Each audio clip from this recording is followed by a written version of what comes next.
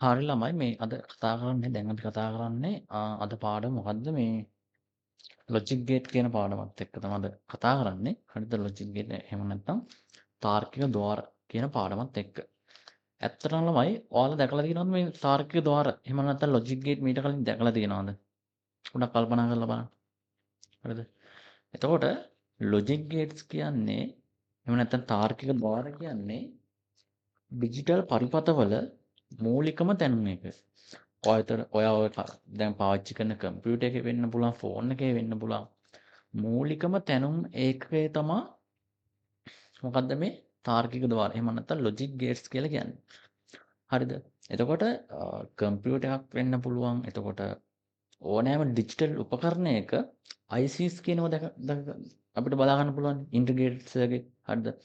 එතකොට මෙන්න මේ IC ගොඩාක් එකතු වෙලා තමා ඔයාගේ ඔය කම්පියුටර් එක හරි එතකොට මොබයිල් ෆෝන් එක හරි ඕනෑම ඩිජිටල් උපකරණයක් හරිද ඕනෑම ඩිජිටල් උපකරණයක් සමන්විත වෙන්නේ හරිද මූලිකම තැනුම් එකක මෙන්න මේ ICs. එතකොට මේ ICs ඇතුලේ තියෙන්නේ මොනවද?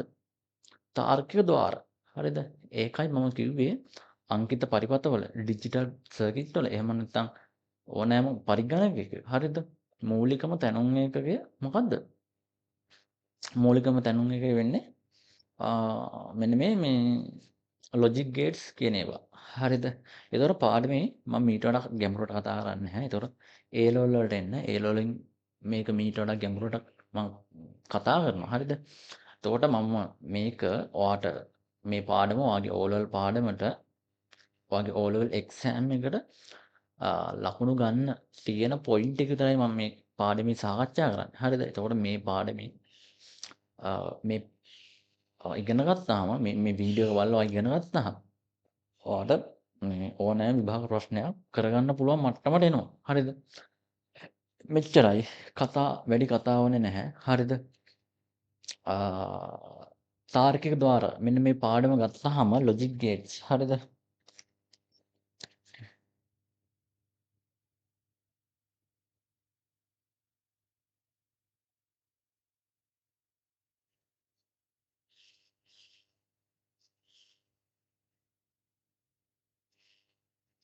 තාර්කික ద్వාර පාඩම ගත්තාම හරිද? මේක කොටස් දෙකකට බෙදනවා ළමයි. මූලික තාර්කික ద్వාර සහ සංයුක්ත තාර්කික ద్వාර. හරිද? එතකොට තාර්කික ద్వාර ගත්තාම තාර්කික ద్వාර මෙච්චරයි අපිට ඉගෙන ගන්න තියෙන්නේ. තාර්කික ద్వාරයක් තියෙනවා. හරිද? ඒ කියන්නේ ලොජික් ගේට් එක තියෙනවා. ඒකේ රූප සටහන තියෙනවා. ඒකේ සත්‍යතාවකුත් තියෙනවා. අන්න ඒ වගේ මේ කොටස් තුනයි ඉගෙන ගන්න තියෙන්නේ. හරිද? ඒතර සංයුක්ත තාර්කික ద్వාරවලත් තාර්කික ద్వාරය තියෙනවා. ඒකට අදාළ රූප සටහනක් තියෙනවා සහ ඒකට අදාළව සත්‍යතාවකුත් තියෙනවා. හරිද? දැන් ඒ ටික අපි කතා කරමු. හරිද? හරි. මං කිව්වා තාර්කික ద్వාර කොටස් දෙකක් තියෙන එකක් තමයි බේසික් ලොජික් ගේට්.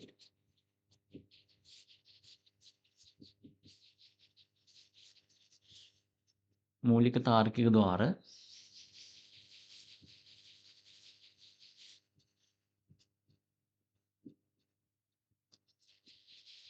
හරිද? මූලික තාර්කික ద్వාර අනිත් එක තමයි කම්බිනේෂනල් ලොජික් ගේට්ස්.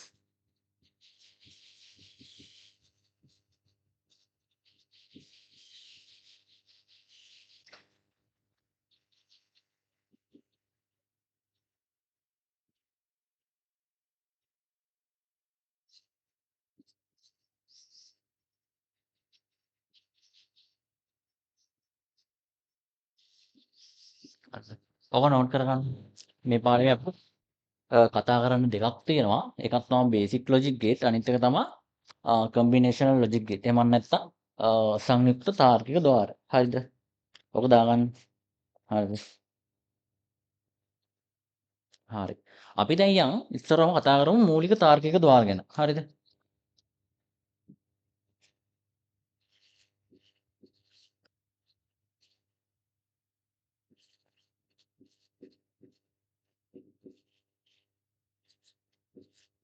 හරිද?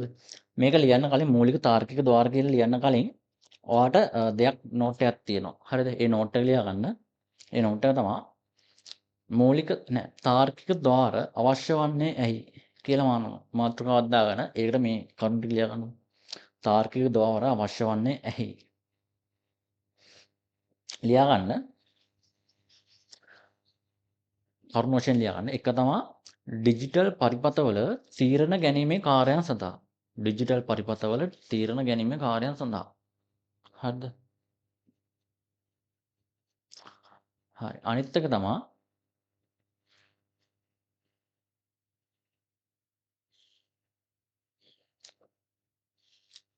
ඩිජිටල් පරිපථ තුල ගණනය කිරීමේ කාර්යයන් සඳහා. හරිද? හරි. ඩිජිටල් පරිපථ තුල ගණනය කිරීමේ කාර්යයන් සඳහා. ලියා ගන්නකො මම පැහැදිලි කරන්න. හරිද? අනිත් එක තමා මොකද්ද?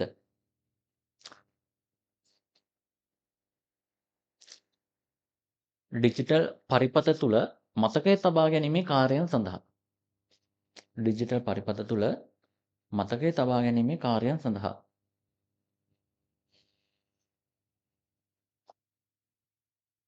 හරිද? අනිත් එක තමා ඩිජිටල් පරිපථ තුල පාලන කෘත්‍යයන් සඳහා. හරිද? එතකොට ඔයා ওই ටික කටපාඩම් කරගන්න ඕනේ. බැරි වෙලා හරි පේපර් එකට ඇව්වොත් ඩිජිටල් සර්කිට් වල භාවිත මොනවද කියලා සෝරි තාර්කික ద్వාර වල භාවිත මොනවද කිව්වොත් ওই ටික තමයි ලියන්න ඕනේ. පාඩම් කරලා ලියන්න.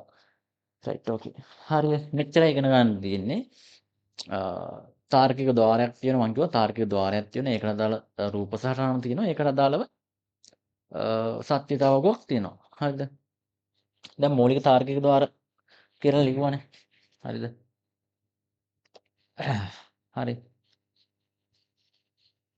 එතකොට මූලික තාර්කික ద్వාර ළමයි තුනක් තියෙනවා. එකක් තමා හරිද?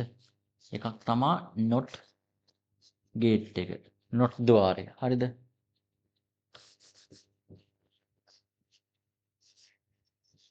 not gate එක. හරිද? අනිත් එක තමා o gate එක.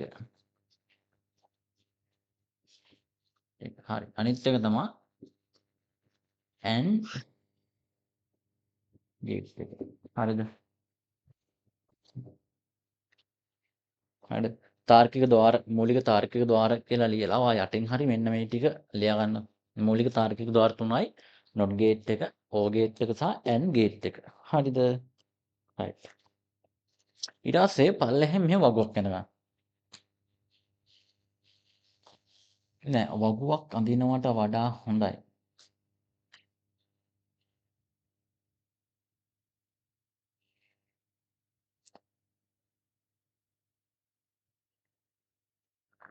හරි වගුවක් ඕනේ නෑ. මේ විදිහට ලියා ගන්නකො. හරිද? ඉස්සර ලියා ගන්න not gate එක. හරිද?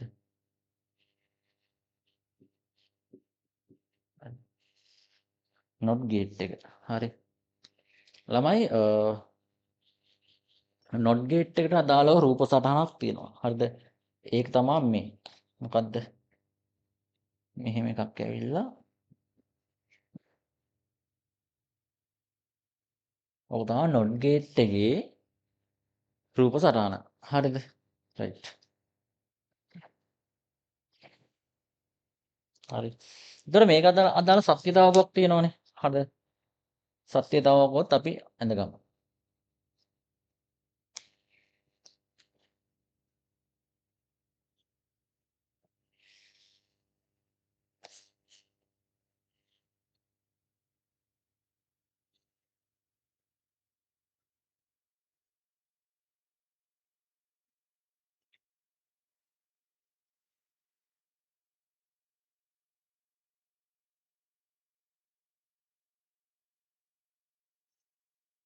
හරි.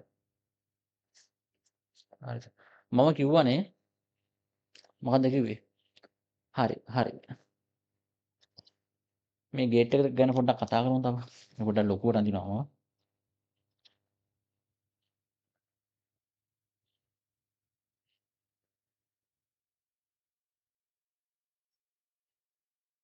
හරිද?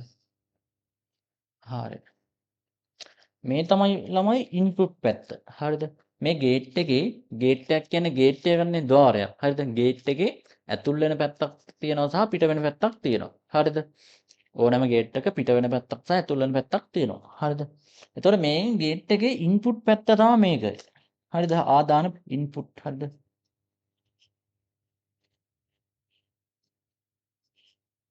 හරිද? ඉන්පුට් පැත්ත මේ අවුට්පුට් පැත්ත. අවුට්පුට් පැත්ත. හරිද? හරිද? දැන් හිතන්න මම මේ ඉන්පුට් කියලා ගන්නවා මේකේ. හරිද? සත්‍යතාවකගේ මේ පැත්ත ඉන්පුට්. හරිද? මේ පැත්ත අවුට්පුට්. හරිද? හරි. මෙන්න මේ සර්කිට් එකට හරිද? මං කියවනේ ඩිජිටල් සර්කිට් වල තේරෙන්නේ අර පළවෙනි පාඩමේදී කිව්වනේ. එක බිඳුව කියන භාෂාව විතරයි. හරිද? එක බිඳුව කියන භාෂාව විතරයි. හරිද? හරි. එතකොට මෙන්න මේ සර්කිට් එකට හරිද? මෙන්න මේ සර්කිට් එකේ ඉන්පුට් පැත්තට එක දුන්නොත් ළමයි අවුට්පුට් එක එන්නේ හරිද? එක කියලා ඉන්පුට් එකක් දීපුවාම හරිද? එක කියලා ඉන්පුට් එකක් දීපුවාම අපිට අවුට්පුට් එක විදිහට එළියට එන්නේ ඒක මොනවද? විරුද්ධ වෙලා. ඒකේ විරුද්ධ එක තමයි අවුට්පුට් එකට එන්නේ. එක දීපුවාම බිඳුව තමයි අවුට්පුට් එක එන්නේ. හරි. එක දීපුවාම බිඳුවයි අවුට්පුට් එකට එන්නේ. හරිද? ඒතකොට මට කියන්න හරිද? හරිද? බිඳුව ඉන්පුට් එකට දීපුවාම අවුට්පුට් එක කොහමද එන්නේ? අවුට්පුට් එක 1 එන්නේ. අන්න හරි.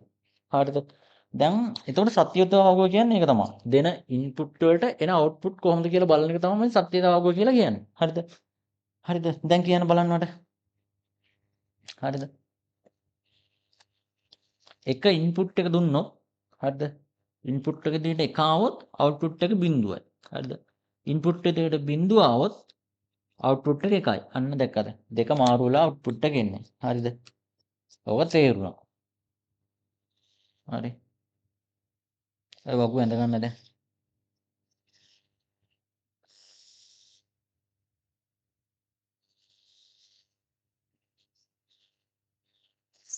හරි. හරි. ඔන්න නොට් ගේට් එක ගැන ඉවරයි. හරිද?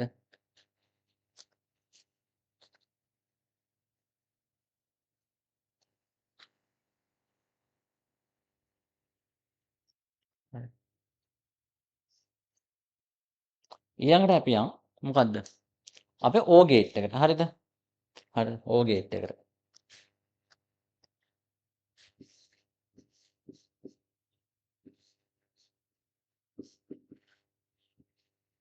ඕ ගේට් එකට යනවා මම දැන්. හරිද? ඕ ගේට් එකටත් රූප සටහනක් තියෙනවා. රූප සටහන කොහොමද? මෙන්න මේ විදිහේ රූප සටහනක් තමයි තියෙන්නේ.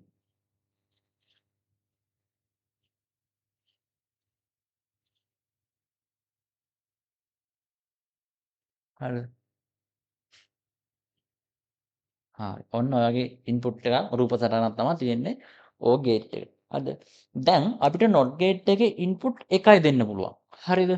හැබැයි ඕ ගේට් එකේ ඉන්පුට් එකට වඩා දෙන්න පුළුවන්. හරිද? දැන් මෙතන මේ ඕ ගේට් එකේ නම් ඉන්පුට් කීයද? දෙකක් දෙන්න පුළුවන්. තව ඒවා තියෙනවා ඉන්පුට් තුනක් දෙන්න පුළුවන් ඒවාත් තියෙනවා. හරිද? එතකොට මේකේ ඉන්පුට් පැත්ත තමයි මේක. හරිද? ඉන්පුට්. හරිද? අවුට්පුට් පැත්ත තමයි මේ.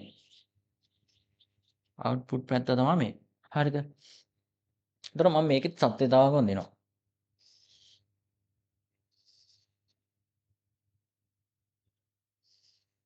හරිද? මම මේ ඉන්පුට් එක A කියලා ගන්නවා. මේ ඉන්පුට් එක B කියලා ගන්නවා. හරිද? එතකොට A කියන්නේ මොකද්ද? එක ඔයාලා අර ගණිතයේදී x කියලා ගන්නේ විචල්‍යයන්. හරිද? ඒ වගේ එකක්. එතකොට A කියන්නේ 1 වෙන්න පුළුවන්, බිංදුව වෙන්න පුළුවන්. දන්නේ නැහැ. හරිද? B කියන්නේත් 1 වෙන්න පුළුවන්, බිංදුව වෙන්න පුළුවන්. අපි දන්නේ නැහැ. හරි?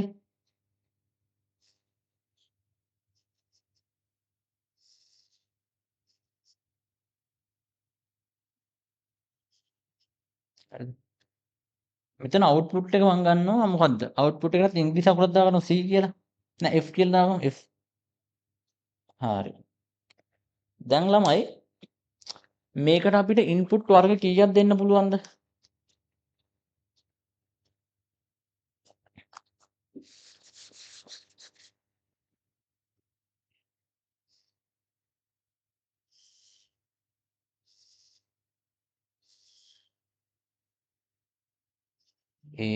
B F හරිද? අපිට ඉන්පුට් වර්ග මේකට කීයක් දෙන්න පුළුවන්ද? හරිද? අපිට මෙහෙම ඉන්පුට් දෙන්න පුළුවන් නේ.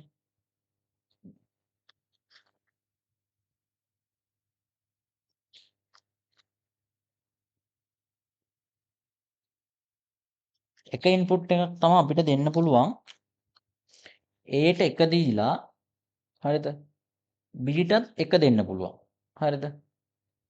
කොහොමද? A ට 1 දීලා B ටත් 1 දෙන්න පුළුවන්. හරිද? එතකොට මේ OR ගේට් එකේ විශේෂත්වය තමයි ආදාන එකක් හෝ එක නම් ප්‍රතිදාන 1 වේ. ලියා ගන්න. OR ගේට් එකේදී එක් ආදානයක් හෝ සත්‍ය නම් එහෙම නැත්නම් වරහන් ඇතුලේ එක නම් හරිද?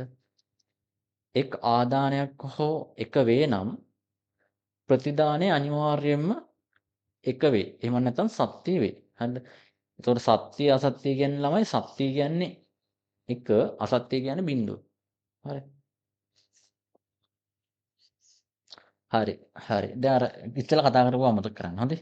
දැන් අලුතෙන් යන්න. හරිද? මේකට දෙන්න පුළුවන් ඉන්පුට් අවස්ථා තමයි මේ. A 1 වෙලා B 1 වෙන අවස්ථාව. හරිද? A 1 වෙලා B 1 වෙන අවස්ථාව. හරිද? ඔන්න දෙකම 1. හරිද? OR ගේට් එකේ නීතිය මොකද්ද? ආදාන එකක් හරි එක නම් ප්‍රතිදානය අනිවාර්යෙන් 1 වෙයි. දැන් මෙතන දෙකම 1 වෙලා. දෙකක් හරි එකක් හරි එක නම් 1 වෙනවනම් දෙකම 1 වුණොත් අන්න අවුට්පුට් එක 1යි නේද? හරි. ඊළඟ අවස්ථාව බලමු.